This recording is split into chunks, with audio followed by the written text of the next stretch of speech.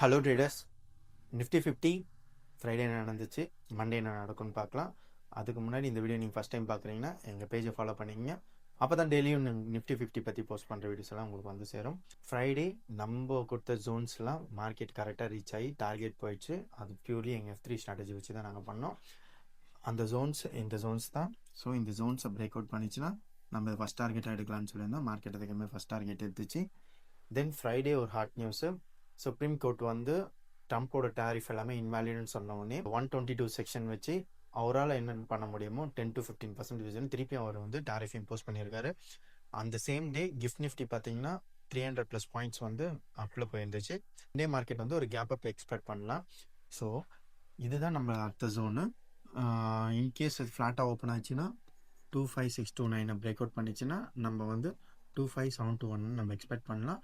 Once இதை break out பண்ணிச்சுன்னா நம்ம ப்ரீவியஸாக 25,900 வரைக்கும் நம்ம எக்ஸ்பெக்ட் பண்ணலாம். ஸோ மோஸ்ட்டாகவே கேப் அப் தான் நம்ம எக்ஸ்பெக்ட் பண்ணுறோம். ஸோ அதுக்கேற்ற மாதிரி மார்க்கெட் கேப் அப் ஆயிடுச்சுன்னா அதுக்கேற்ற மாதிரி நம்ம ட்ரேட் செட்டப்பை நம்ம சேஞ்ச் பண்ணுற மாதிரி இருக்கும். கேப் அப் ஆனதுக்கப்புறம் பையர்ஸ் எப்படி வராங்க, செல்லர்ஸ் எப்படி வராங்கன்றதை நம்ம டிசைட் பண்ணி தான் நம்ம ட்ரேட் செட்டப்பை மாற்ற முடியும். எந்த மாதிரி பையர்ஸ் எப்படி வராங்க, செல்லர்ஸ் எப்படி வராங்க உங்களுக்கு தெரியலனா எங்களை காண்டாக்ட் பண்ணுங்கள், நாங்கள் சொல்லித்தரோம். மோர் அப்டேட்ஸ் எங்கள் டெலிகிராம் சேனலில் நாங்கள் போஸ்ட் பண்ணிகிட்டு இருக்கோம். செக் பண்ணி பாருங்கள். இன்ஸ்டாகிராம் பேஜை ஃபாலோ பண்ணிங்க அண்ட் யூடியூப்பை சப்ஸ்கிரைப் பண்ணிக்கோங்க.